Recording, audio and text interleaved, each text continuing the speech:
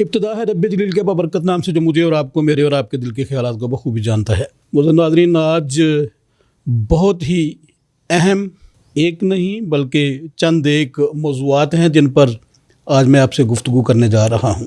اگر ہم کوئی ایک ماہ پیچھے جائیں تو ایک ایسا جذبہ، ایک ایسا جنون قوم پرستی کا، قوم کے لیے آواز بلند کرنے کا، قوم کے حقوق کی جنگ لڑنے کا اور قوم کے لیے قربان ہونے کا آلموسٹ ہماری مذہبی قیادت، سماجی قیادت، سیاسی قیادت، حتیٰ کہ ایک جو کامن مین ہے، ایک کامن پرسن ہے، اس میں بھی یہ بات بدرجہ اتم محسوس ہو رہی تھی کہ اب کے مسیحی قوم کچھ نہ کچھ ضرور کر ڈالے گی۔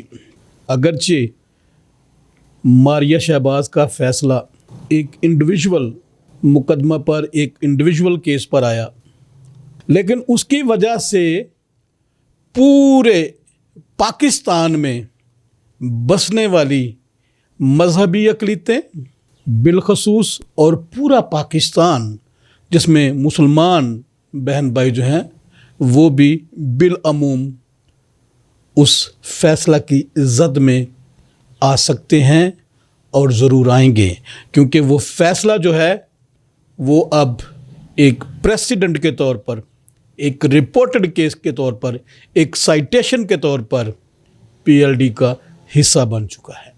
معاملہ صرف ماریہ شہباز کیس کا نہیں،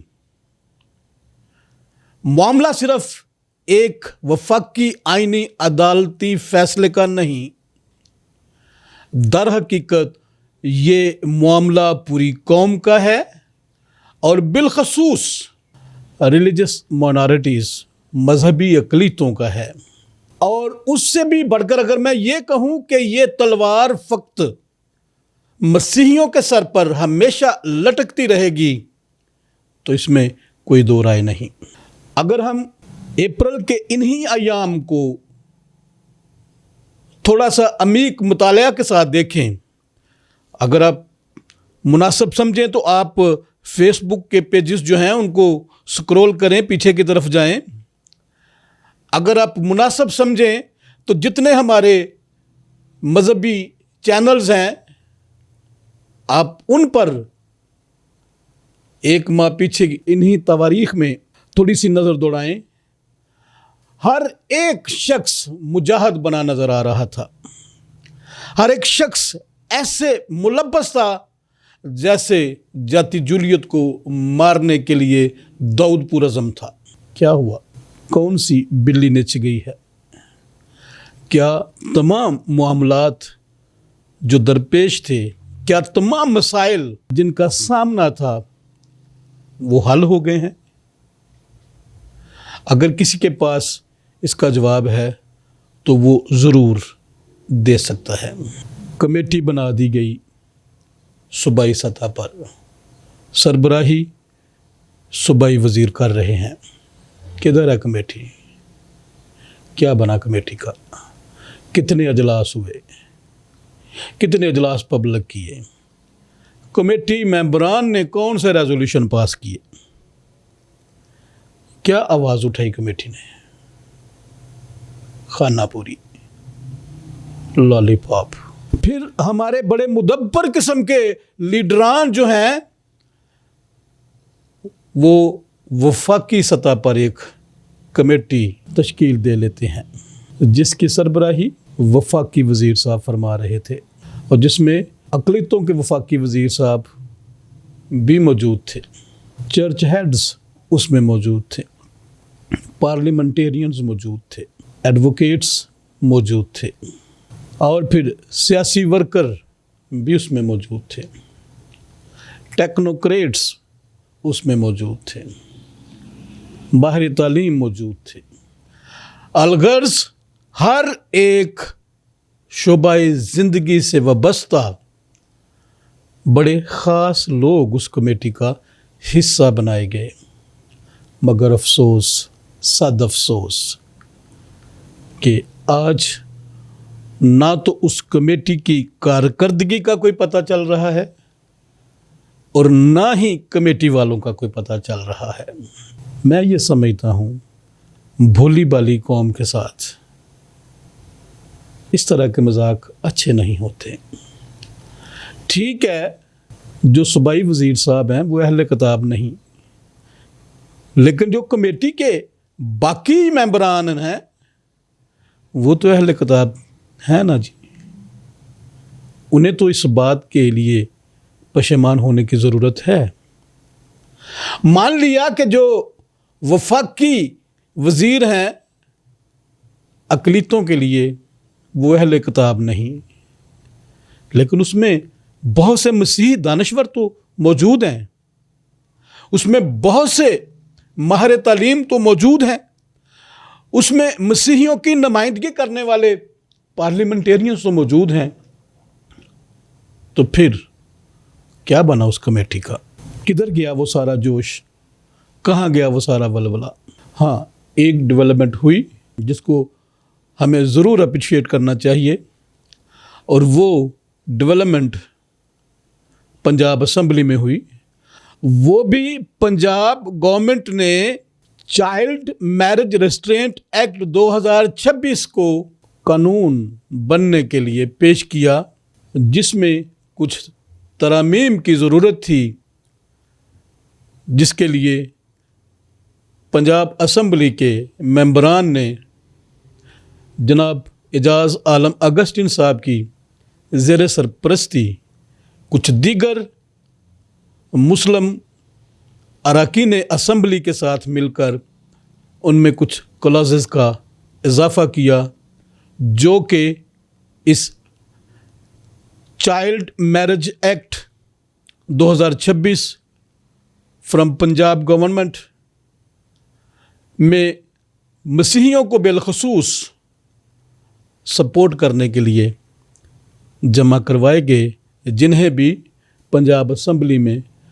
اس قانون کے ساتھ، اس ایکٹ کے ساتھ بھاری اکثریتی رائے سے منظور کر لیا گیا۔ یہ ایک اچھی خاصی ڈیولپمنٹ ہے، لیکن ابھی بہت کچھ کرنا باقی ہے۔ ابھی اس میں اور زیادہ ورکنگ کی ضرورت ہے۔ پر ہوتا کیا ہے؟ ایک نیا پینڈورا باکس کھل جاتا ہے۔ یہ جو راجنیتی کے کھیل ہیں، یہ عام شخص کی زندگی میں بظاہر وقوع پذیر تو ہوتے ہیں، لیکن اس کی سمجھ میں نہیں آتے۔ کسی سیانے نے کیا خوبصورت چال چلی، اس نے کہا کہ ان کے اندر اتفاق ہو رہا ہے، یہ سب کسی ایک پیج پر اکٹھے ہو رہے ہیں، یہ سب ایک جگہ پر فراہم ہو رہے ہیں، اور اگر یہ واقعی سچ میں طاقت بن گئے، ہمارے لیے یہ پریشانی کا باعث بنیں گے۔ سو ہوتا کیا ہے؟ تقسیم، تفریق پیدا کر دی گئی within the parliamentarians and nation۔ قوم میں اور اراکین اسمبلی میں تقسیم پیدا کر دی جاتی ہے۔ اراکین اسمبلی کو دھڑوں میں تقسیم کر دیا جاتا ہے، بجائے اس کے کہ وہ ناہنجار بھی اس چال کو سمجھیں، وہ بھی اسی رو میں بہہ جاتے ہیں اور پھر ایک دوسرے کے خلاف بیان بازی شروع کر دیتے ہیں۔ سیانے کہتے ہیں کہ جب طوفان آتا ہے تو سب کو چھپ کر بیٹھ جانا چاہیے اور طوفان کے جانے کا انتظار کرنا چاہیے، اور پھر سے اپنی عملی مشق جو ہے اس کا آغاز کرنا چاہیے، یہ جانتے ہوئے بھی کہ ہماری قوم کسی ایک نقطے پر اکٹھا ہو رہی ہے، اور اس کے باوجود بھی آئے روز یہ جو ایک دوسرے کے خلاف بیان بازیاں ہیں، ایک دوسرے کے خلاف الزام تراشیاں ہیں، یہ معمول کا حصہ بنا کے جو اصل سپرٹ تھی سارے معاملے کی، اس کو ختم کر دیا گیا، ہٹا دیا گیا اس کو، اور آج پھر ہم وہی ایک کراؤڈ کی صورت میں موجود ہیں۔ ہجوم کی صورت میں موجود ہیں۔ دیکھیں خدا کبھی کبھی موقع دیتا ہے قوم بننے کا، اور جب خدا موقع دیتا ہے تو ہمیں اس موقع کو اویل کر لینا چاہیے۔ کتنی خوبصورت بات تھی، آج سے 20-25 دن قبل کے سب ایک پلیٹ فارم پہ، ایک مقام پہ، ایک جگہ پہ اکٹھا ہونے کے لیے ریڈی تھے، تیار تھے۔ کس کی نظر لگ گئی اس ایکتا کو؟ کس کی نظر کھا گئی اس اتفاق اور اتحاد کو؟ قوم کے بڑوں کو اس کے بارے میں سوچنے کی ضرورت ہے۔ ناظرین، اتفاق قائم کرنے کے لیے قربانیاں دینی پڑتی ہیں، اپنی ذات کی نفی کرنی پڑتی ہے، دوسرے کو قبول کرنا پڑتا ہے۔ جب تک آپ کسی دوسرے کو قبول کرنے کی اپنے اندر صلاحیت نہیں رکھتے، آپ اتفاق اور اتحاد قائم نہیں کر سکتے۔ دوسروں پر الزام لگانا بہت آسان ہے۔